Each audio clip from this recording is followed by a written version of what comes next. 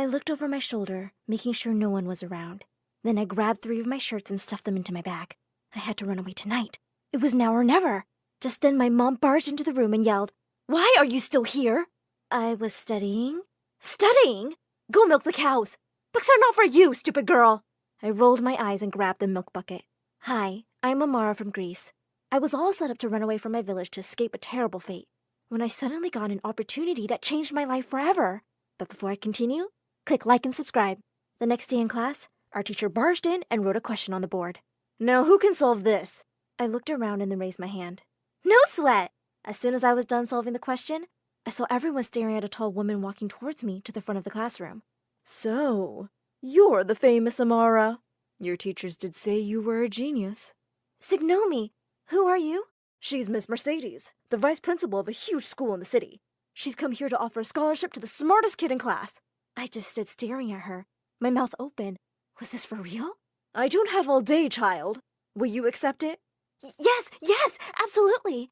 Just the day I had planned to run away, I'd been given a scholarship? I was being saved by God. 20 minutes later, my teacher was at my house, trying to convince Mama to let me go, but she kept shaking her head stubbornly. Mama, I'm not doing this for myself. I want to be a doctor so I can take care of you. For a minute, I thought she might actually give in, but then she started to scream. I've told you, your place is here. What will you do at a school? Then Miss Mercedes took out 50 euros and handed them to Mama. Okay, maybe it's not so bad to go to school. The next day, I was at a train station with my mom, and hundreds of villagers had gathered to bid me goodbye. I tearfully hugged Mama, and she spat at me 3 times for good luck. Ftoo, ftoo, ftoo. Then she put a talisman around my neck. My darling girl. Take this. It will bring you good fortune. Come back rich and make your mama proud. I rolled my eyes, but accepted it. And then suddenly every woman was giving me a talisman of her own. I finally hopped onto the train and was so impatient to leave, I could almost push it. Just then, the train started moving away. I couldn't believe it. I was actually getting out of here. I could almost dance with joy. Sit down. I will be watching you constantly. One wrong move, and I'll have your stupid villager butt back here in no time. When we finally got to the house I'd be staying at, I was spellbound. Lots of servants were waiting for us outside. At the front was a man with kind eyes. Oh, I'd seen guys like him in movies. You must be the butler. Please take my bag. There was a pin-drop silence for a moment, and everyone looked horrified. Then the butler burst out into laughter. You stupid girl! Does he look like a butler? He's the owner of this house and your benefactor, Mr. Armitage. What? Sir, I'm so sorry. Oh, never mind. I'm just happy to see you, and I'm sure you'll do wonderful things. I noticed he had tears in his eyes. He seemed nice, but a bit weird. When Miss Mercedes led me to my room, I was thrilled to see it was full of books, and there was a TV and a really fancy-looking laptop. I jumped onto the huge bed in delight. Is this really all mine? Are you crazy? This is Dakota's room and her bed. You will sleep there. Before I could ask her who she was, the door flew open and a girl barged in. Oh my God! Miss Mercedes, why is there a beggar on my bed? Miss Dakota, she's a scholarship student. She'll be sharing your room because she can learn lots of things from you, like manners. I'm talking to Daddy about this. And with that, the girl stormed off. That's Dakota, a real girl of the city.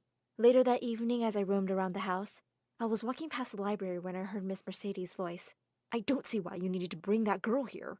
We have so many other smart kids in our school. I've told you, I have my reasons. I held my breath as I listened closer. I wanted to know why he'd chosen me.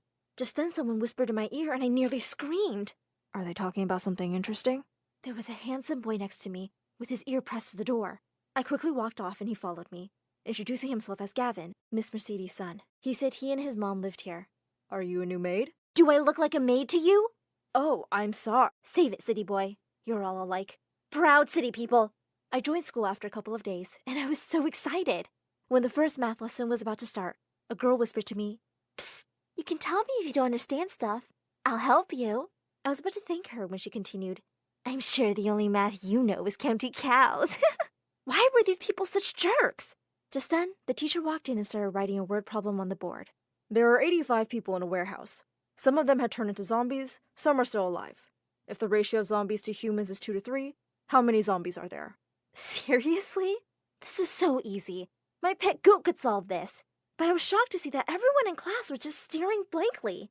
I quietly said, 34. The teacher turned to me. What did you say? I believe the correct answer is 34 zombies. He immediately sat down on his desk and started working out the problem. 10 minutes later, he looked up at me in complete shock. It is 34! How did you do that so fast? And before I knew it, I was being rushed off to the principal's office and the maths teacher was insisting that I was a genius and should be bumped up a grade. That night, Mr. Armitage couldn't stop raving over dinner about how smart I was, and I could see that both Miss Mercedes and Dakota were not happy. A few days later, Miss Mercedes came to me and dumped a pile of dirty clothes on me. You lazy girl. From now on, you'll be doing the laundry. I picked up the clothes and walked to the laundry room. The washing machine with all its buttons was making me feel so nervous. I never used one. But then I told myself, you're Amara. You can do anything. I held my breath and pressed one button. Nothing. Another. Nothing again. A third, and the machine began to roar. Foam and water shot out, and I screamed as I tried to stop it. Then I heard someone laughing. I turned to find Gavin leaning against the wall. What are you looking at? Nothing at all. I was just wondering why they brought you here. But for now, you just need to know that you're pretty cute. Move aside. I'll show you. And he unloaded the first batch of laundry. As he unloaded the first batch of laundry, he said, and that's how it's done. He wiped a soap bubble off my nose, and my heart skipped a beat. He was looking right into my eyes. Wait, was he about to kiss me? Just when his face was just inches away from mine, Dakota burst into the room, and she looked crazy mad. What do you think you're doing, village witch? You live under my roof, and this is how you repay me? By stealing my boyfriend? Dakota, we're not dating. Oh, are you dating her then? Maybe I am. It's none of your business. She screamed and stomped out of the room. Before Gavin could say anything else, I ran out of there. I really didn't need all this drama. The next few days, I tried to avoid Gavin, and Dakota pretended like I didn't even exist. But then one morning, as I was getting ready for school, she threw something on my bed. It was an iPhone. Daddy wanted you to have my old one, so whatever. If you have questions, ask Siri. Who's Siri? A girl at school? Dakota turned to me. No, but she's a nerd like you, and you guys will get along really well. Here's her address. You can meet her there. After school that day, I decided to pay Siri a visit. I followed the directions and was confused when I ended up in the creepy parking garage of an abandoned mall. I immediately decided to leave, but just then, someone put a hand on my shoulder. What you doing here, kid? Did the cops send you? I turned around in horror to see 3 huge men behind me. I tried to make a dash for it, but I tripped over something and fell. Ow! Are you hurt, little girl? You will be if you don't step away from her this minute. From behind the goons stepped out Gavin and some police officers. As the police took them away, he helped me walk to the car. Later at home, Mr. Armitage was extremely distressed. It's so lucky Gavin tracked your phone's location when you didn't come home. But why would you go to such a place, child? I guess I just got lost. I was only looking for Siri at the address Dakota gave me. Everyone suddenly froze and looked at me like I was crazy. Then Mr. Armitage turned to Dakota and started shouting at her. I can't believe you would play such a horrible prank. You put Amara's life in danger. But Dad, I didn't think she was stupid enough to actually go. Not another word. I'm really disappointed in you. Just go to your room. Dakota burst into tears and ran away. Gavin helped me to the guest bedroom and gave me a goodnight kiss on the cheek. Just as I was drifting off to sleep, I suddenly sat up in bed, startled. There was a shadowy figure standing in the doorway. It was Miss Mercedes, staring right at me. Amara, you listen to me very carefully. Stay away from my Gavin. He's supposed to be with a rich girl like Dakota. If you want to keep your little secret, you won't mess with me. And with that, she walked away. I was horrified. Could she really know? I couldn't sleep. Later that night, I got up to get water when I saw a light coming from the study. I peeked in to see Mr. Armitage at his desk, looking worried. He spotted me at the door and told me to come in. When I asked him if something was wrong, he sighed. I don't know why we're making losses. It's just all a mess. Mind if I take a look? He looked really surprised, but nodded. As I started to go through the accounts, I began spotting some problems and gave him a few suggestions to fix them. He looked stunned. Wow, what a gifted young girl you are. I can't wait for you to be part of my company one day. Wait, me? A part of his company? That would be such a dream. Listen, Amara, I'm going away on a business trip, but once I'm back, there's something really important I have to talk to you about. You should go to bed now. But I woke up the next morning to the most horrible news. We found out that Mr. Armitage had been in a bad car accident on his way to the airport. We rushed to the hospital and waited for hours for the doctors to give us some news. Dakota couldn't stop crying, and I put my arm around her. The doctors finally told us that he'd suffered head trauma, but was conscious now. Dakota went rushing to him. "Daddy!" And she hugged him and cried on his chest. He stroked her hair and said he was just fine. He smiled at everyone, and then his gaze fell on me. "And who is this young lady?" We all looked at him in shock. "It's me, Mr. Armitage. Amara." He looked confused. "I'm so sorry, but you're not familiar to me at all." When we told this to the doctor, he said that it was possible the head trauma had made him lose his short-term memory, and he couldn't remember recent events. There was no way to know for sure if it would come back. I was devastated that he didn't even remember me anymore, and now I would never even know what he wanted to talk to me about. A few days after Mr. Armitage had been moved back home, Miss Mercedes walked into the dining room and dumped a bag on the floor.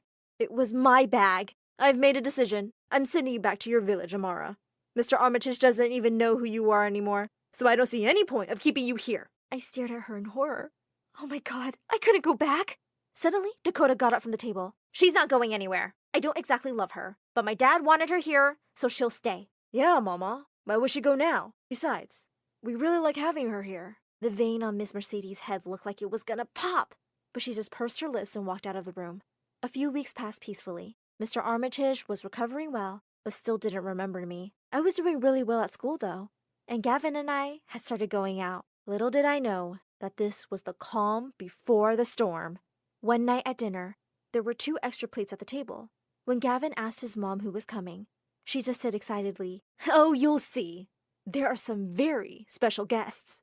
A few minutes later, the butler came into the room, followed by someone. When I looked up, I nearly fainted. The whole reason I'd run away from the village was standing in front of me, my fiancé Dimitri, and there was Mama right behind him. "Oh, Amara, my love. I came back to the village when you stopped writing to me, and I found out you were gone." Gavin spat out his food. "What is going on here?" "Oh, this is Amara's fiancé. She just forgot to tell us about him." I rose from my chair. "No, I can explain. I was forced into this engagement because Mama owes his father money. I don't love him. Gavin, you have to believe me." Gavin just looked at me and walked away. I was about to run after him when Dimitri grabbed my arm. "Can you please pay some attention to me, your future husband?"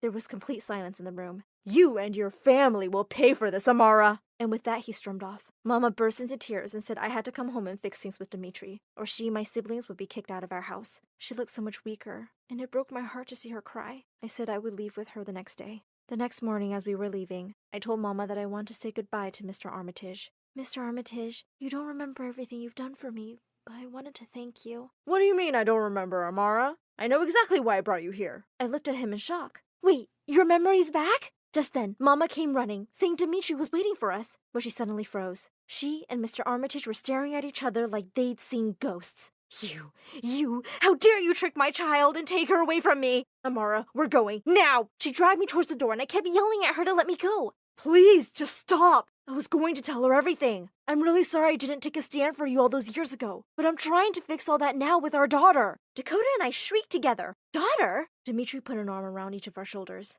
"Huh, you're sisters? That's so cute. I can't wait to get married to Amara and have daughters of my own." "Get your filthy hands off my daughters!" After he and Gavin kicked Dimitri out, Mr. Armitage walked over to Mom. "Please, give me another chance. For our daughter's sake." "She's not your daughter. Her father left us a few years ago. You men are all the same." Mr. Armitage looked stunned. Then he looked at me and said, "Oh, she's not? Well, yeah, okay. Actually, that doesn't matter. I think she's an amazing girl, and I would like her to stay. I can send her to the best school and university, and pay for your treatments. I'll even pay off your debts." For a second, Mom looked shocked, and then she jumped at him and hugged him. "My darling, I miss you so much." Well, long story short, Mom did give him another chance. He paid off our debt, and Mama and my siblings moved to the city too for her treatment. Dakota and I are kind of friends now, although she did kick me out of her room. And most importantly, Mr. Armitage fired Miss Mercedes after he found out she'd try to get rid of me. She and Gavin moved out, but he refused to stop seeing me. So he's still my boyfriend. Who'd have thought things would turn around so much for a poor village girl?